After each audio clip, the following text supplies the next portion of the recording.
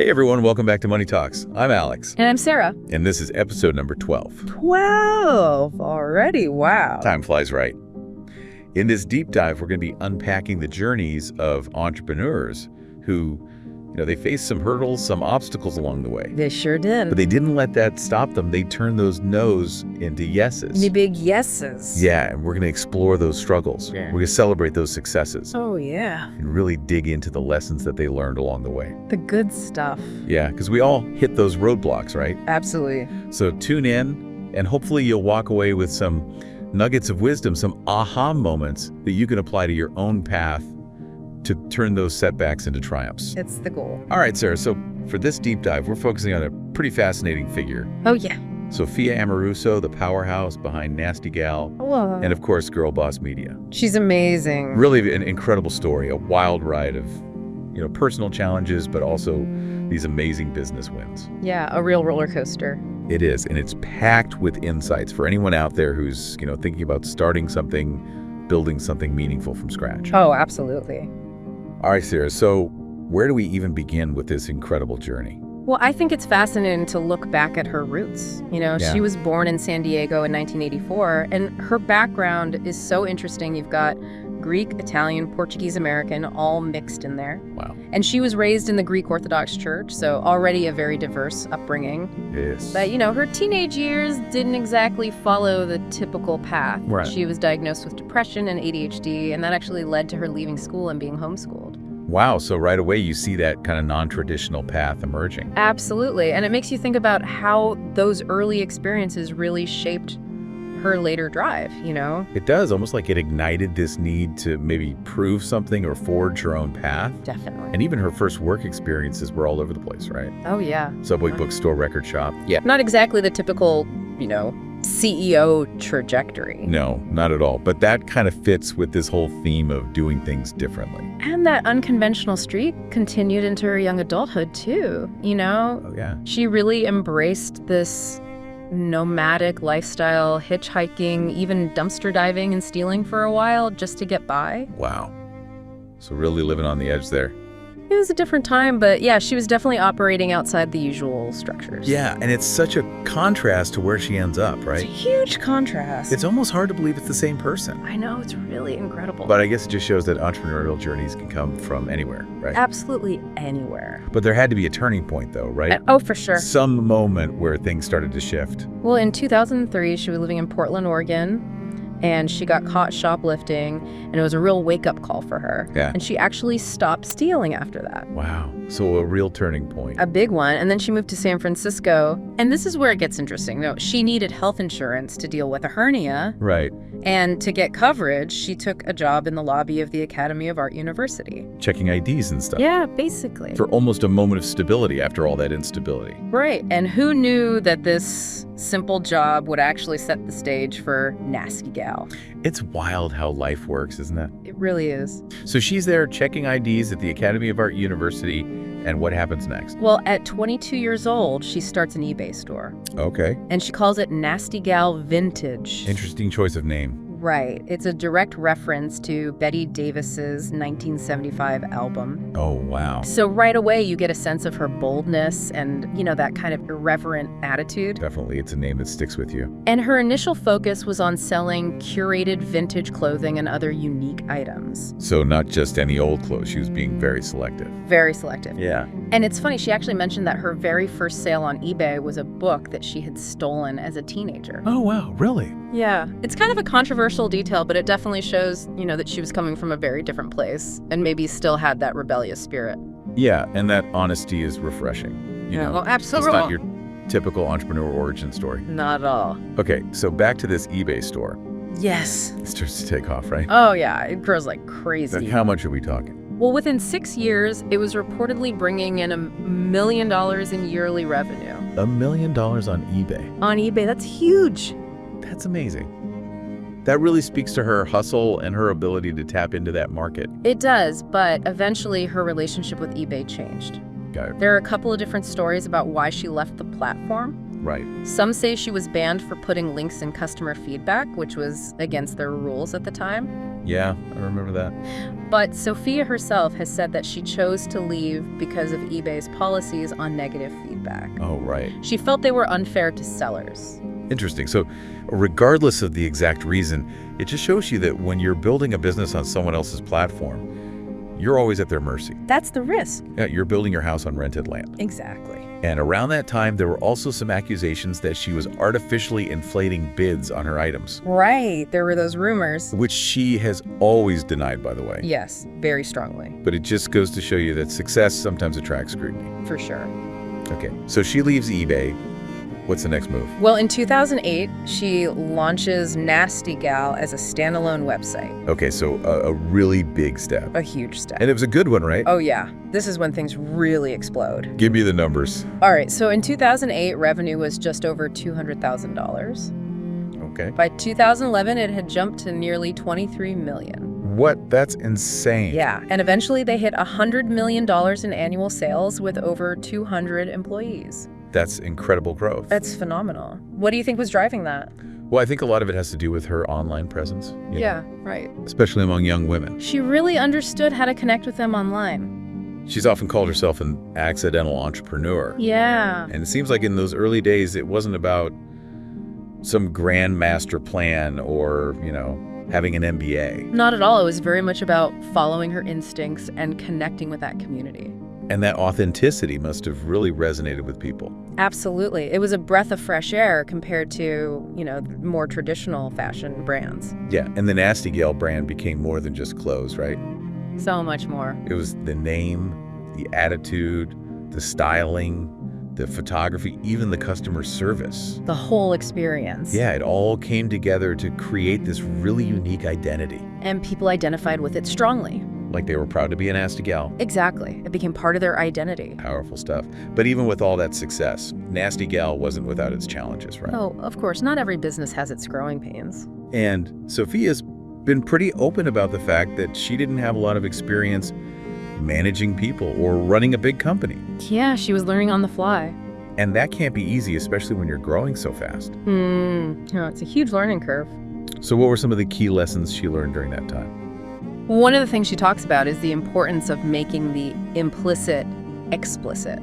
What does that mean? So in the beginning, the brand was all in her head. It was her vision, her taste. Right. But as the company grew and she hired more people, they needed a way to understand that vision. Yeah, they couldn't just read her mind. Exactly. So she realized that she needed to create a brand book. Oh, okay. Like a set of guidelines for everything from the logo and the colors to the tone of voice in their marketing and even how customer service should interact with people. Interesting. So taking what was in our head and making it concrete so everyone could follow it. Exactly. And that helps to maintain consistency as the company scales. That's like creating a shared language for everyone to work from. So we know that Sophia eventually stepped down as CEO in 2015. Yes, in January of that year. Why was that? Well, it seems like she realized that her strengths were more in the creative side of the business, the vision, the branding. Yeah. But running a huge company with hundreds of employees requires a different skill set. So she recognized that maybe someone else was better suited to lead the company at that point. Exactly. It was a tough decision, but probably the right one for the business. And then in November 2016, Nasty Gal filed for bankruptcy protection. Yeah, it was a pretty big shock to a lot of people. It was. What do you think led to that? Well, there are a few factors. Leadership transitions can be tough. Right. There were also reports of a toxic work culture, which definitely doesn't help. Yeah. And as the company grew, communication seems to have broken down. Right. It's one thing to manage a small team. It's a whole other thing to manage hundreds of people. Totally. And it's a good reminder that, even when a company looks successful on the outside, there can be problems brewing underneath. Absolutely. So what happened to Nasty Gal after the bankruptcy? Well, it was acquired by the Boohoo Group in February 2017 for $20 million. Okay. And the brand continued to operate under their ownership, so it didn't completely disappear. That's good to hear. But for Sophia, this was a new chapter. And instead of dwelling on the past, she channeled her experiences into new ventures. Which is so inspiring, It is. Not letting those setbacks define her. Exactly. So one of her first new ventures was Girlboss Media, which she founded in December 2017. And what was the focus of that? It was a content platform aimed at millennial women in business. Okay. So creating editorial pieces, videos, podcasts, all focused on empowering and connecting with this new generation of female entrepreneurs. I love that mission. It's fantastic. And she didn't stop there. Oh, no. She also launched these Girlboss rallies. What were those? They were weekend-long events. Okay. Where young women could come together, learn from experts, network with each other. So creating that real-world community. Exactly. And of course, we can't forget her book, #Girlboss. Oh, yeah, that was a huge bestseller. It really cemented her status as a role model for female entrepreneurs. And it even got turned into a Netflix series. It did, although it only lasted one season. Too bad, but still a pretty amazing accomplishment. Oh, absolutely. Okay, so she's building this platform, she's writing a book, she's hosting events, and then COVID hits. Right. And what does she do? She launches Business Class in 2020. And what's that all about? Well, it's a course and a community for bootstrap entrepreneurs. People starting businesses with limited funds. Exactly. And she wanted to share her experience building Nasty Gal from scratch. Yeah, she knows firsthand how tough that can be. And she's all about sharing the good, the bad, the ugly. The real deal. Exactly. So it's not just about the highlights, it's about the lessons learned from the struggles. It's about being honest and transparent. Love it. So she's really scaled herself and her knowledge through these online platforms. Yeah, she's reaching a huge audience. And she also has a really popular newsletter. Oh, yeah. Thousands of subscribers. So she's built this amazing platform, and she's sharing her insights on branding entrepreneurship. Right. Right. What are some of the key takeaways that she emphasizes? Well, one of the things she talks about is the importance of building a strong brand. Okay. And how difficult that is in today's world. Yeah, there's so much noise out there. So much noise. How do you cut through that? That's the million-dollar question. Right. So what's her take on it? Well, she's given some examples of brands that she thinks are doing it well. Like Yeah. Liquid Death. The water company? Yeah, the one with the edgy packaging. Oh, yeah. She was an early investor in that. Wow. And also, together, the women's sports company. Okay, so what do those brands have in common? They're doing a great job of connecting with their target audience. How so? Well, Sophia has this interesting metric. Okay. She says a truly powerful brand is one that customers would get tattooed on their body. Whoa, that's a pretty high bar. It is, but it shows that deep level of identification and loyalty. So when she's looking at new businesses or potential investments, how does she identify those strong brands? She says it's mostly a gut feeling. Really? Yeah, she trusts her intuition. Interesting. And one thing she always looks for is whether a product or a brand is inherently shareable. Makes sense. You want people talking about it, spreading the word. Exactly. And she also talks about this Rorschach effect. What's that? It's that thing that makes a brand stick in your mind. Okay. Like a catchy name, a striking logo, a memorable experience. Something that makes you go, wow. Exactly. And it's interesting because she's now applying that same brand building expertise to the world of B2B software. Really? Yeah, through her venture capital firm, Trust Fund. Interesting choice of name. I know, right? A little tongue-in-cheek considering her background. Yeah, but it's memorable. Exactly. So she's not just investing in consumer brands anymore. She's looking at software companies too. Yeah, and she's bringing that same focus on brand and storytelling to that space. So it's not just about the technology, it's about the story behind it. Precisely, and she really understands the needs of bootstrap entrepreneurs. Yeah, having been there herself. Exactly, and she has a very broad view of what it means to be an entrepreneur. So not just the stereotypical tech startup founder. No, it's anyone who's creating value, building something, taking initiative. That's a great way to look at it. Yeah. So let's talk about Trust Fund, her venture capital firm. Okay. What was the motivation behind that move? Well, she had already been an angel investor for a while. Right. And she had access to a lot of deals. Okay. But she also wanted to help other founders. Yeah. She realized that her experience with Nasty Gal, both the successes and the failures, could be really valuable to them. So her value proposition isn't just about the money she's bringing to the table. No, it's about her experience and her expertise. That makes sense. And she's not afraid to talk about the tough stuff, Oh no, she's very open about the mistakes she made. which I think is really helpful. Totally, it's all about learning from those experiences. And that name Trust Fund is Oh. so clever. It definitely gets your attention. Yeah, it's kind of a playful jab at the traditional world of venture capital. And it's memorable.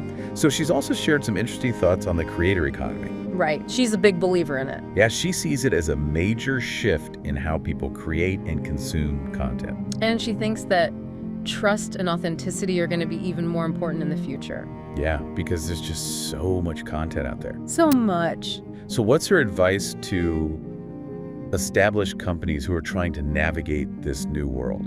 Hire young people and listen to them. Seriously. Yeah, she says they have a much better understanding of what's happening. It's true. They're the ones consuming this content. They're the ones shaping the trends. Exactly. And she also says that companies need to be more open to change. Which can be hard for big organizations. It can, but it's essential in today's fast-paced world. She's also spoken candidly about her own mental health journey. Yeah, she's been very open about her struggle. Which is so important, Absolutely. It helps to break down the stigma. And she's also challenged that whole idea of the habits of highly successful people. Right. There's no one-size-fits-all approach. Yeah, she's living proof of that. Definitely. All right, Sarah. So as we wrap up this deep dive into Sophia Amoruso's journey, okay, we've seen how she went from those unconventional beginnings to building a multi-million-dollar business. And facing some major challenges along the way. But she never gave up. She reinvented herself. And now she's empowering others to follow their dreams. It's really an inspiring story. It is, and I think there are some key takeaways that our listeners can apply to their own lives. Like what? Well, first of all, embrace the unconventional path. Don't be afraid to be different. Exactly, and look for opportunities where others might not see them. And authenticity is key. So important, especially in today's world. Be yourself. Let your personality shine through. And don't be afraid to start small. Yeah, you don't need a ton of money to get started. Bootstrap it. And remember that challenges are opportunities for growth. Learn from your mistakes and come back stronger. And be adaptable. Things change quickly, so you need to be able to pivot. And finally, define your values and make them clear to everyone in your organization. That's so important for building a strong brand and a sustainable business. So here's a final thought for you to consider. Okay. Think about a time when you faced a setback or a no. Yeah. And how you responded to it. Did you let it starve you, or did you find a way to turn it into a yes? And how can you apply Sophia's lessons on resilience and brand building to your own ventures? Because we all have that power within us.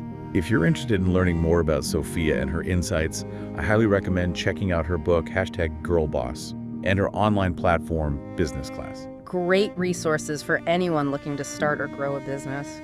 All right, thanks for joining us for another deep dive on Money Talks. It was a good one. Until next time, keep those entrepreneurial dreams alive. And keep turning those no's into yeses. We'll see you soon. Bye, everyone.